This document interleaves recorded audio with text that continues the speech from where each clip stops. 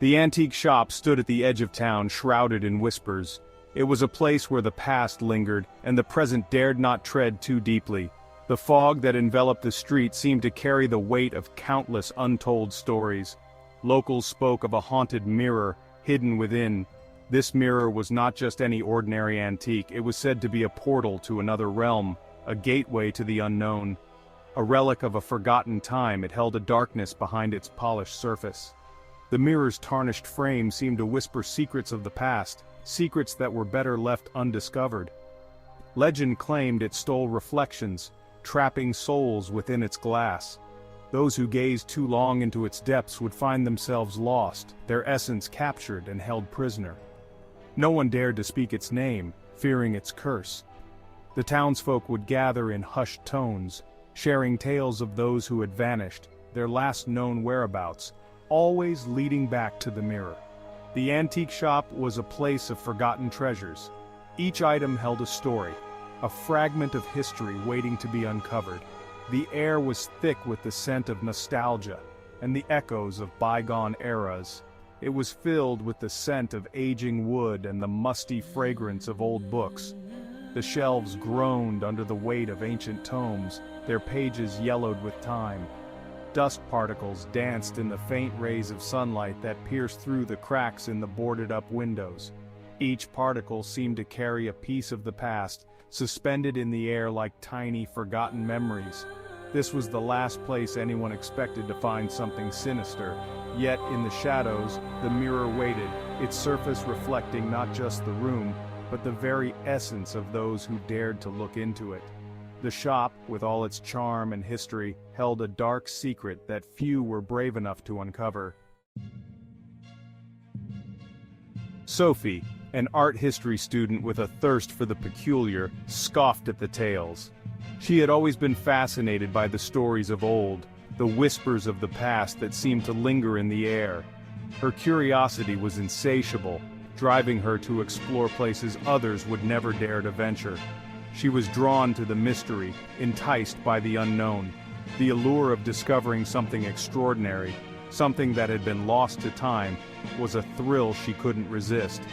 Every old book, every ancient artifact held a promise of a story waiting to be uncovered.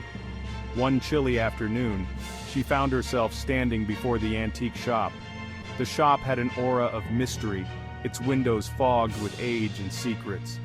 The sign above the door was faded, barely legible, but it called to her, beckoning her to step inside. Her breath formed small clouds in the crisp air as she pushed open the creaking door. The sound echoed in the quiet street, a prelude to the adventure that awaited her inside. She felt a shiver of excitement run down her spine. The bell above the door jingled a warning as she stepped inside. It was as if the shop itself was alive, aware of her presence.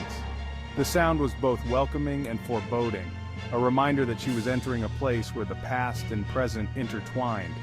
The air inside was heavy, thick with the weight of forgotten stories.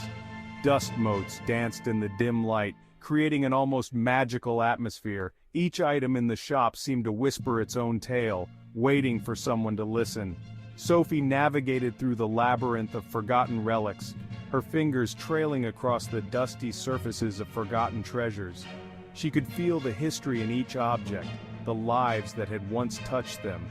It was as if she was walking through a living museum, each piece a fragment of a larger story. Her heart pounded with anticipation as she searched for the legendary mirror. The mirror was said to hold secrets, to reveal truths that were hidden from the naked eye. Sophie had read about it in an old journal, and now she was determined to find it. The thrill of the hunt, the possibility of discovery, filled her with a sense of purpose and excitement. There it was, tucked away in a dark corner, almost forgotten by time. An ornate silver-framed mirror, its surface dulled with time, stood as a silent witness to countless years gone by. Intrigued by its presence, Sophie drew closer, her breath catching in her throat as she felt an inexplicable pull towards it. As she peered into its depths, she noticed something strange, something that made her heart skip a beat. Her reflection didn't quite align with her movements, creating a disconcerting dissonance.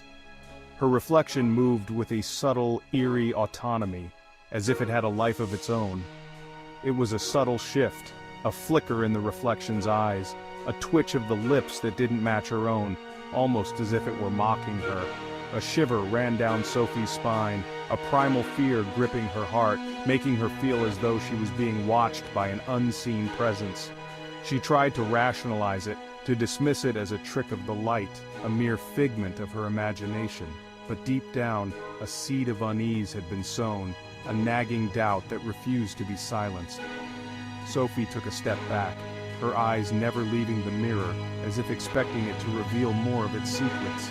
She reached out hesitantly, her fingers brushing against the tarnished surface, feeling a chill that seemed to seep into her bones.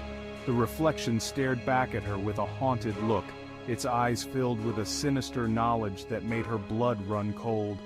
Unable to bear it any longer, Sophie turned away, but not before casting one last fearful glance over her shoulder. The room fell silent once more, the mirror standing alone, its secrets hidden in the shadows, waiting for the next curious soul to uncover them. The mirror went home with Sophie that day. She hung it in her bedroom, unable to resist its allure. At night she began to hear whispers, soft and indistinct, seeming to emanate from the mirror's surface. Shadows danced at the edge of her vision, gone as quickly as they appeared. Sleep became a distant memory. Every time she closed her eyes, she saw the distorted image of her reflection, mocking her, threatening her. The whispers grew louder, more insistent, weaving their way into her waking thoughts. Sophie was losing herself, her sanity teetering on the edge of a dark abyss. Section 5. Trapped Within. One morning, Sophie woke with a gasp, her heart pounding against her ribs. Her reflection no longer mimicked her movements. It moved independently, a prisoner trapped behind the glass, desperately trying to break free.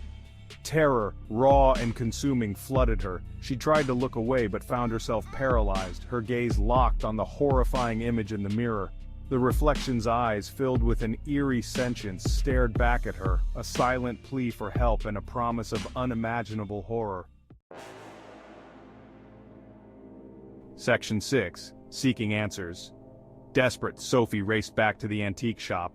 The old shopkeeper, a man with eyes that seemed to hold centuries of secrets, listened to her frantic story. He remained unnervingly calm, a knowing smile playing on his lips. His silence amplified Sophie's fear, her words tumbling over each other in a torrent of desperation. She needed answers, a way to break free from the nightmare that had ensnared her. But the shopkeeper's calm demeanor suggested he knew more than he was letting on, and that knowledge terrified her more than anything. Section 7. The Antique Shop. "You bought the mirror," the shopkeeper finally croaked, his voice raspy with age. "It's yours now. No refunds." He chuckled, a dry, brittle sound that echoed through the dusty shop. His words fell on Sophie's ears like a death sentence. The casual cruelty in his tone, the utter lack of concern in his ancient eyes, sent a fresh wave of terror crashing over her.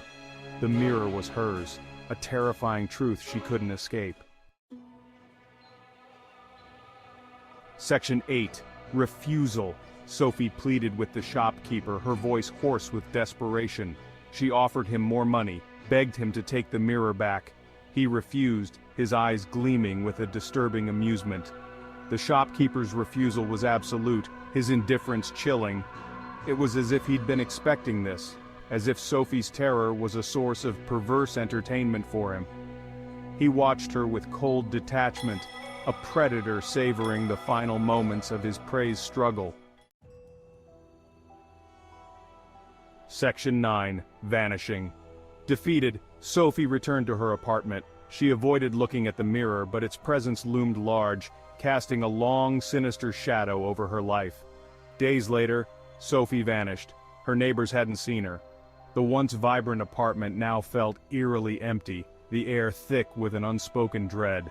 The only sound was the faint creak of the mirror as it swayed slightly, as if disturbed by an unseen breeze.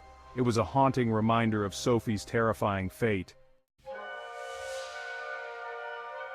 Section 10. Empty apartment. Her apartment door was found ajar, her belongings untouched. The mirror was gone. The only sign of Sophie was a lingering sense of unease, a chill that clung to the air like a shroud.